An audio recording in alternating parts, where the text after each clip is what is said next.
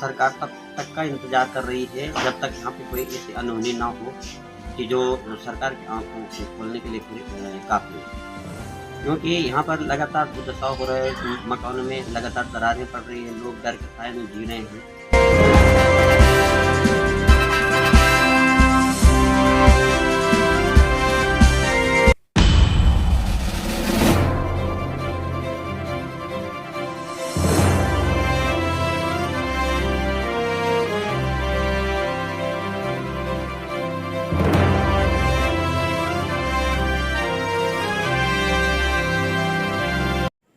नमस्कार, आप सबका स्वागत है उत्तराखंड की आवाज़ में। और आप देख रहे हैं एक बड़ी खबर।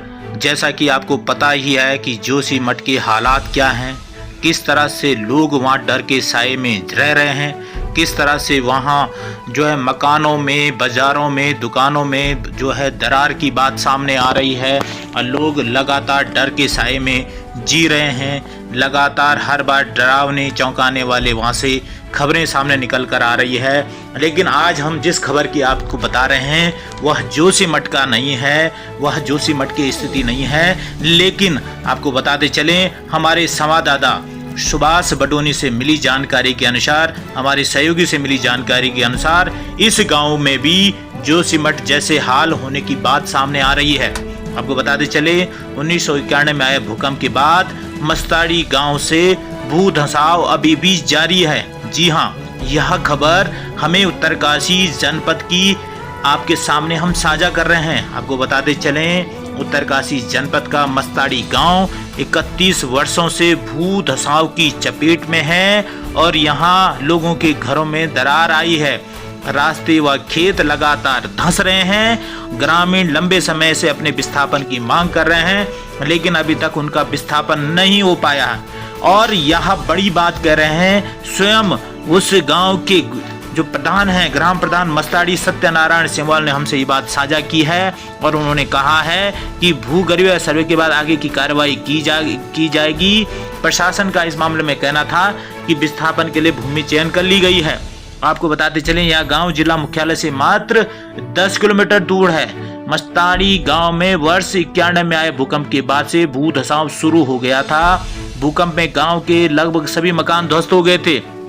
1997 में प्रशासन ने गांव का भूगर्भीय सर्वेक्षण भी कराया था। भूवैज्ञानिकों ने गांव में तत्काल सुरक्षात्मक कार्य का सुझाव दिया था। लेकिन विडंबना देखिए, 31 साल बाद भी गांव का विस्थापन नहीं हो पाया है और ना ही सुरक्षात्मक कार्य हुए हैं। अब स्थिति यह है कि गांव धीरे धीरे धंसता जा रहा है। दशाओं के चलते रास्ते ध्वस्त हो रहे हैं, बिजली के पोल तिरछे हो चुके हैं और पेड़ भी धंस रहे हैं। वहीं ग्राम प्रधान का कहना है कि भूवैज्ञानिक की सलाह प्रशासन ने वर्ष 1997 में मस्ताड़ी गांव का भू सर्वेक्षण कराया था। तब भूवैज्ञानिक डीपी शर्मा ने गांव में सुरक्षात्मक कार्यों की सलाह दी थी। उन्होंने प्रशासन को सौंपी रिपोर्ट में कहा था कि भू धसाव वाले क्षेत्र में भूमि सर्वेक्षण विभाग से सर्वेक्षण कराकर चेक डैम, सुरक्षा दीवार का निर्माण व पौधरोपण कराया जाए। मकानों के चारों ओर पक्की नालियों का निर्माण कर पानी की निकासी की व्यवस्था की जाए। वहीं गांव में भू धसाव के चलते स्थितियां बदतर होती नजर आ रही हैं। रास्ते व खेत धंस रहे हैं, घरों में दरारें पड़ रही है।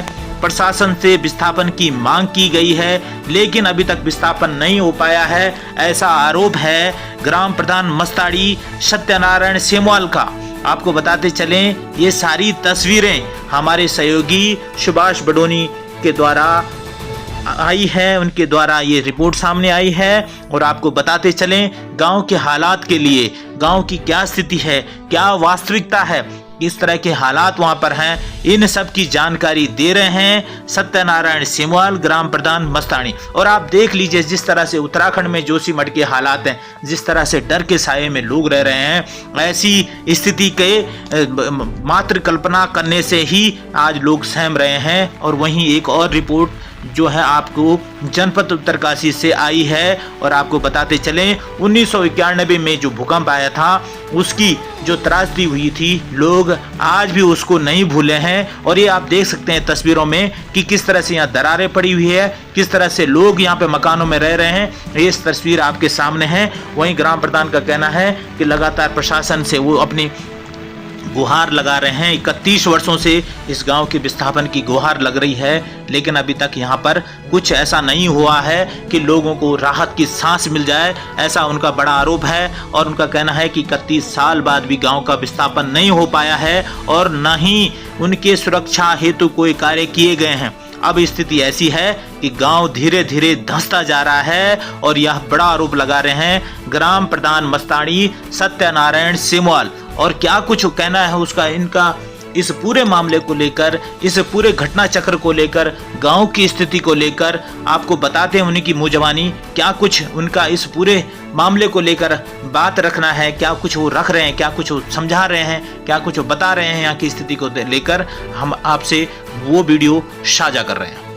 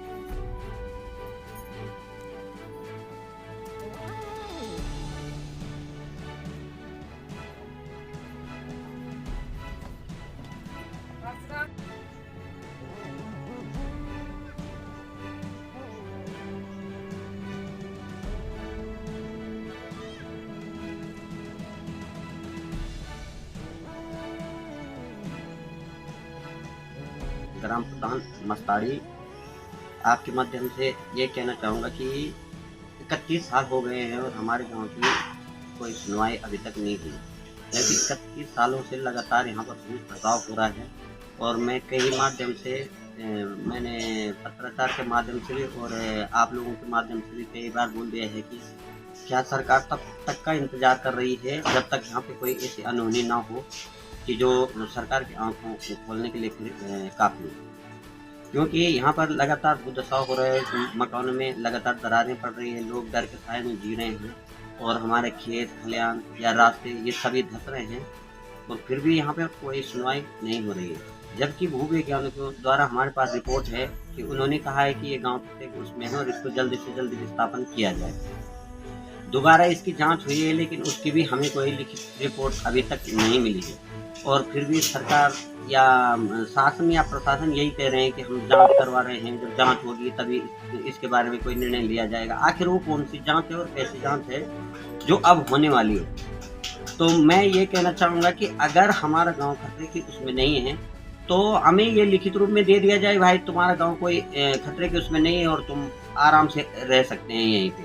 और खतरे की उसमें है तो फिर ये जांच का क्या खेल चल रहा है कि जो मतलब 31 सालों में जो सरकार जांच नहीं करवा पाई, आखिर ऐसा मतलब लापरवाही ऐसा क्यों की जा रही है? क्या यही इंतजार है कि जब तक यहाँ पर कोई ऐसी अनहोनी ना हो या ये गांव चला ही नहीं जाए? ये हमारे समझ से बाहर है और सरकार हमें अब मजबूर कर रही है कि हम कोई ऐसा कदम उठाएं कि या आंदोलन का रूप ले या कोर्ट कचहरी का रूप ले और फिर ये गरीब लोग जो हम लोग यहाँ पर रह रहे हैं फिर ये एक और जगह पर पीछे जाए। तो मेरा यही कहना है कि जल्दी से जल्दी इस बारे में कोई ठोस निर्णय लिया जाए। धन्यवाद।